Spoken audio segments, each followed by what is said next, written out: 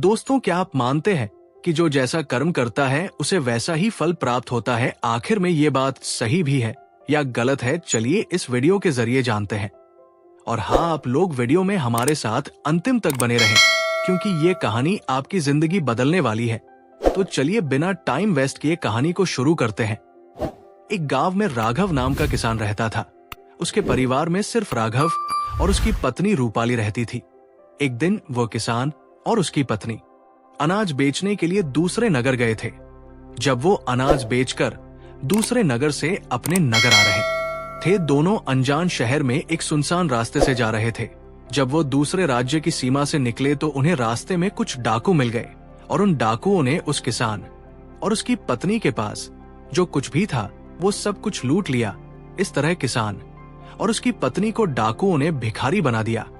इसके बाद डाकुओं का गिरोह वहां से चला गया। डाकू तो चले गए, लेकिन किसान और उसकी पत्नी को लूटने के बाद वह दोनों चिंता में पड़ गए और सोचने लगे कि आगे क्या किया जाए। एक तो अनजान शहर और अनजान शहर में दोनों का बुरा हाल था, क्योंकि अनजान शहर में पैसा ही सब कुछ होता है। किसान अपनी पत्नी को लेकर अनजान शहर की तरफ बढ़ने लगा।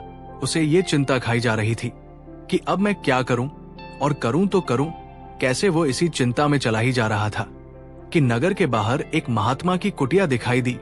वो किसान अपनी पत्नी को लेकर कुटिया की तरफ चल दिया। जब वो कुटिया के पास पहुंचा तो उसे वहां पर एक महात्मा मिले जो एक चबूतरे पर बैठे हुए अपने शिष्यों को प्रवचन दे रहे थे। महात्मा को देखकर किसान सोचने लगा, क्यों ना इन साधु महाराज को अपनी समस्या बताओ, शायद ये मेरी समस्या का कुछ समाधान कर दे। ऐसा विचार करके वो किसान उन साधु महात्मा के पास पहुंच गया और उन्हें प्रणाम किया। फिर बहुत ही विनम्र स्वर में उसने अपनी समस्या उन महात्मा को बताई और कहने लगा, महाराज, यदि किसी तरह आप मेरी पत्नी को किसी सेठ के पास गिरवी रखवा कर मुझे कुछ पैसे दिलवा दें तो आपकी बड़ी कृपा होगी। जब साधु ने किसान की बात सुनी तो उस साधु महात्मा को उस किसान पर दया आ गई। साधु ने अपने परिचित सेठ के बारे में बताया और उस किसान को उसके पास भेज दिया। किसान अपनी पत्नी को लेकर उस सेठ के पास पहुंच गया और उस सेठ से हाथ जोड़कर कहने लगा, सेठ जी, मुझे कुछ पैसों की आवश्यकता है मेरे पास गिरवी रखने के लिए, और तो कुछ नहीं है, बस मेरी पत्नी है। आप मेरी पत्नी को गिरवी रखकर मुझे कुछ पैसे दे दीजिए। मैं उन पैसों से कोई व्यापार करके जल्दी ही आपकी रकम ब्याज सहित वापस कर दूंगा और अपनी पत्नी को आपसे छुड़ा लूंगा। तब तक मेरी पत्नी आपके दिए हुए पैसों में आपके पास गिर भी रही रहेगी। सेठ ने जब उस किसान की बात सुनी तो वो पैसे देने के लिए तैयार हो गया और पैसों के बदले में किसान की पत्नी को अपने पास गिरवी रख लिया। किसान सेठ के पास अपनी पत्नी को गिरवी रखकर और उस सेठ से कर्ज लेकर व्यापार करने के लिए आगे बढ़ गया। किसान ने उन रुपयों से अनाज का व्यापार शुरू कर दिया। वो अब किसान से व्यापारी बन गया। अब सस्ते दामों में किसानों से अनाज को खरीदता था और दूसरे जरूरतमंद किसानों को महंगे दामों में बेच देता था। इस प्रकार राघव ने उन पैसों से बहुत ही कम समय में अच्छा खासा धन अर्जित कर लिया।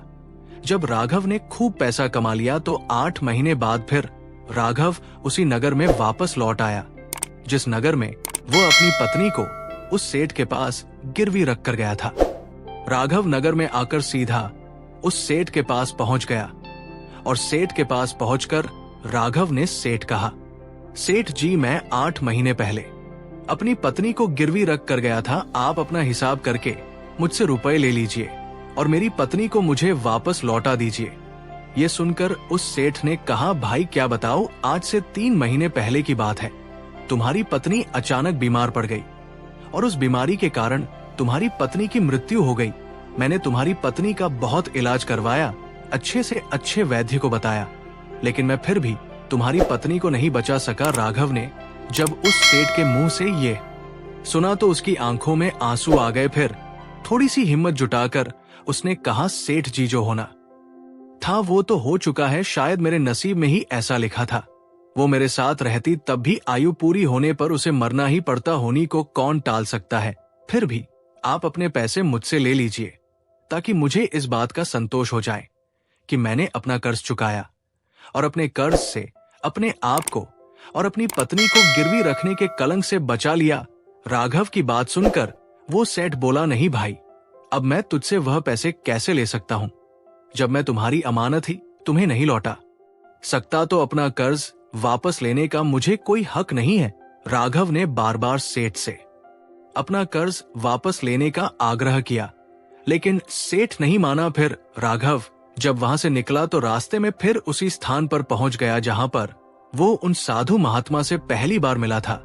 हमेशा की तरह साधु महात्मा अपने चबूतरे पर बैठे अपने शिष्यों को प्रवचन सुना रहे थे। राघव भी मन की शांति के लिए वहीं पर जाकर बैठ गया और महात्मा के प्रवचन सुनने लगा। साधु महात्मा ने जब राघव को देखा तो उन्होंने उसे पहचान लिया और उसके चेहरे पर छाए दुख को देखकर हालचाल पूछने लगे। राघव ने पूरा घटनाक्रम उन साधु महात्मा को बता दिया। वो साधु एक सिद्ध महात्मा थे। राघव की बात सुनकर उस साधु ने कहा, भाई, उस सेठ ने तेरे साथ साथ धोखा किया है। तेरी पत्नी निश्चित रूप से जीवित है। भाई, तेरी पत्नी को या तो उस सेठ ने अपने घर में छुपा लिया है या फिर उस सेठ ने तेरी पत्नी को अपने किसी परिचित के यहाँ दूर किसी जगह पर भेज दिया है। अब तू ऐसा कर, यहाँ के राजा के पास चला जा और राजा के दरबार में जाकर प्रार्थना करना कि राजा साहब, मेरी पत्नी को सेठ से दिलवा दो, क्योंकि इस नगर का जो राजा है वो बहुत ही बुद्धिमान व्यक्ति है। वो निश्चित ही तेरी पत्नी को उस सेठ पर जोर डालकर तुझे दिलवा देगा। उसके दरबार में ही तुम्हारा फैसला होगा। जब राघव ने उस साधु महात्मा की बातों को सुना तो उसमें एक नई उम्मीद जग गई। राघव उस साधु महात्मा की बात मानकर राजा के दरबार में जाने के लिए चल दिया। राघव राजा के दरबार में पहुंच गया और राजा के दरबार में पहुंचकर राजा से गुहार लगाने लगा, महाराज, मेरी पत्नी को सेठ से मुझे दिलवा दीजिए। महाराज, मैंने सेठ के कुछ धन उधार लिया था, बदले में अपनी पत्नी को सेठ के पास गिरवी रख कर गया था। जब मैं धन लेकर अपनी पत्नी को उस सेठ के पास लेने गया तो वो कह रहा है कि उसका देहांत हो गया है। वो झूठ बोल रहा है। राघव की प्रार्थना सुनकर राजा ने गंभीरता से सेठ को दरबार में बुलाया और उससे कहा, सेठ, क्या ये बात सच है कि ये किसान कुछ रुपयों के बदले में अपनी पत्नी को तुम पास गिरवी रख कर गया था? सेठ ने स्वीकार करते हुए कहा, हाँ राजन, किसान की ये बात बिल्कुल सच है। राजा ने फिर कहा, तुम इसकी पत्नी को क्यों नहीं लौटा रहे हो? राजा की बात सुनकर वो सेठ बोला, कैसे लौटा सकता हूं महाराज, मैंने इस किसान को बता तो दिया कि आज से 3 महीने पहले इसकी पत्नी की मृत्यु हो चुकी है। महाराज, अब मैं धर्मराज के पास जाकर तो इसकी पत्नी को वापस नहीं ला सकता। राजा ने पूछा, कोई गवाह तुम्हारे पास जो इस बात की पुष्टि कर दे कि इसकी पत्नी की मृत्यु हो चुकी है? तो सेठ बोला, जी महाराज, इस बात की पुष्टि वो अच्छी तरह से कर देगा जिसने इस व्यापारी की पत्नी का इलाज किया था। वो 4 व्यक्ति भी इस बात की गवाही दे देंगे जो इसकी पत्नी को शमशान में जलाकर आए थे। उस सेठ ने ये बात इतने आत्मविश्वास के साथ कही कि राजा को भी उस पर भरोसा हो गया। तब राजा ने राघव से कहा, भाई, अगर तुम्हारी पत्नी जीवित होती तो हम तुम्हें अवश्य दिलवा देते, अब तो हमारी भी मजबूरी है। इस प्रकार राजा ने राघव को समझा बुझाकर वापस भेज दिया। राघव फिर से साधु महात्मा के पास पहुंच गया और जो कुछ दरबार में राजा और सेठ ने कहा वो सारी बातें साधु महात्मा को बता दी। ये सब सुनकर उस ज्ञानी महात्मा ने कहा, मैंने राजा को इतना विवेकहीन नहीं समझा था। मुझे दुख है कि उसने तुम्हारे साथ कोई न्याय नहीं किया। उस राजा ने सेठ की बातों पर तो यकीन कर लिया और तुम्हें समझा बुझाकर मेरे पास वापस भेज दिया। अब तुम मेरी एक बात सुनो, तुम एक बार फिर से राजा के पास जाओ और उसे कहना कि सिर्फ 3 घंटे के लिए वो अपनी राजगद्दी पर मुझे बैठने का अधिकार दे दे, तब मैं राजा को बताऊंगा कि न्याय कैसे किया जाता है और न्याय किसे कहते हैं। राघव एक बार फिर से राजा के दरबार में पहुंचा और जैसा उस साधु महात्मा ने कहा था उसने राजा से कह दिया। राजा ने राघव की ये बात सुनी तो ये सुनकर राजा ने कहा, मुझे 3 घंटे के लिए राजगद्दी छोड़ने में कोई ऐतराज नहीं है।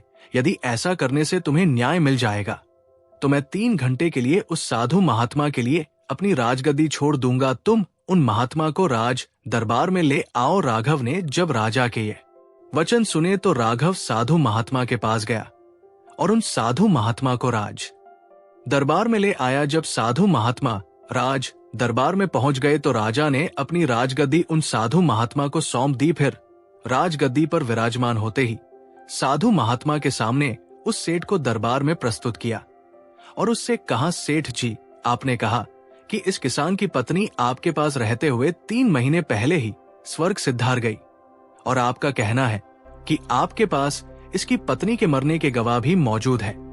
क्या मैं उन गवाहों से मिल सकता हूं? फिर राजा बने साधु महात्मा के आदेश पर सेठ के पेश किए गए सबसे पहले साधु ने उस वैद्य को बुलाया जिसने राघव की पत्नी का इलाज किया था। साधु ने वैद्य से पूछा, क्यों भाई, आपने ही राघव की पत्नी का इलाज किया था?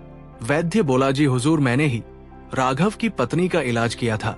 वैद्य की बात सुनकर वो साधु बोला, अच्छा वैद्य जी, मुझे ये बताओ कि तुम राघव की पत्नी का इलाज करने के लिए सेठ के घर जाते थे या फिर राघव की पत्नी इलाज करवाने के लिए तुम्हारे पास आती थी? राजा बने साधु महात्मा की बात सुनकर वो वैद्य राजा से बोला, महाराज, सेठ जी मेरे औषधालय पर स्वयं आकर दवा ले जाते थे। साधु बोला, यानी तुम विश्वास के साथ ये नहीं कह सकते कि वो दवा सेठ राघव की पत्नी के लिए ही ले जाता था या फिर किसी और के लिए? साधु की बात सुनकर वैद्य बोला, हाँ महाराज, ये बात मैं यकीन के साथ तो नहीं कह सकता कि सेठ किसके लिए दवाई ले जाते थे, लेकिन सेठ जी मुझसे दवाई जरूर ले जाया करते थे। वैद्य की बात सुनकर साधु बोला, इसका मतलब तो यही हुआ कि तुम मरीज को बिना देखे ही दवाइयां देते हो। ये तो बहुत ही गंभीर है। तुम दवा के स्थान पर किसी को जहर भी तो दे सकते हो और हो सकता है तुम्हारे द्वारा दिए हुए जहर से ही राघव की पत्नी की मृत्यु हुई हो। साधु की ये बातें सुनकर वैद्य का चेहरा डर के मारे पीला पड़ने लगा और वो भयभीत स्वर में बोला, नहीं हुजूर, ऐसा हरगिज नहीं हो सकता। मैं अपने किसी मरीज को दवा के बदले भला जहर क्यों दूंगा, और इस तरह से मेरी सारी मान प्रतिष्ठा भी धूल में मिल जाएगी। वैद्य की बात सुनकर साधु महात्मा बोले, अब तो तुम ऐसा ही कहोगे। मैं तुम्हें अपने कर्तव्य के प्रति लापरवाही करने और एक मरीज के जीवन से खिलवाड़ करने के अपराध में 100 कोड़े लगाने का आदेश देने जा रहा हूं। इसके साथ ही तुम्हारा मुंह काला करके सारे नगर में तुम्हें घुमाया भी जाएगा। अब तुम सोच लो, सच बोलोगे या फिर मैं सैनिकों को तुम्हें गिरफ्तार करने का आदेश दूं। ये सुनकर वैद्य का शरीर कांपने लगा और वो साधु के कदमों में जा गिरा, हुजूर, मुझे माफ कर दीजिए। मैं स्वीकार करता हूं कि मैंने सेठ के किसी मरीज का कोई भी इलाज नहीं किया। सेठ ने तो मुझे पैसे दिए थे और कहा था कि यदि गवाही की आवश्यकता पड़े तो ऐसा कहकर उसके पक्ष में गवाही दे दूं। बस मेरा इतना ही अपराध है कि मैंने लालच में आकर इस सेठ का प्रस्ताव स्वीकार कर लिया। राजा बने साधु महात्मा ने कहा, वैद्य जी, कुछ भी हो, आपने अपराध तो किया है, इसीलिए मैं तुम्हें झूठी गवाही के इल्जाम में 200 कोड़े लगाने का आदेश देता हूं। साधु महात्मा के आदेश का राजा के सैनिकों ने तुरंत ही पालन किया। सैनिकों ने तत्काल ही उस वैद्य को पकड़ लिया और भरे दरबार में उसे कोड़े लगाने लगे। पहला कोड़ा लगते ही वो जोर से चीख पड़ा और कहने लगा, महाराज, मुझ पर रहम कीजिए, महाराज, मुझ पर दया कीजिए, मैं मर जाऊंगा। हर कोड़े के साथ उसके गले से करुणामय आवाजें निकलने लगी, उसकी चीखें राज दरबार में गूंज उठी। वैद्य के साथ ऐसा होते हुए देखकर सेठ के गवाह के तौर पर बुलाए गए उन चारों व्यक्तियों के कलेजे दहल गए जिन्होंने राघव की पत्नी को शमशान में जलाने की बात की थी। अब बारी उन चारों गवाहों की आई। साधु महात्मा ने उनसे पूछा, तुम लोगों का कहना है कि तुम चारों ने इस राघव किसान की मृत पत्नी का शव ले जाकर शमशान में उसे जलाकर आए थे। मुझे ये बताओ कि अंतिम संस्कार से पहले जब मृत शरीर को स्नान कराया जाता है, फिर उसे कफन में लपेटकर धरती पर रखा जाता है, स्नान के दौरान क्या तुमने उस स्त्री का मृत शरीर देखा?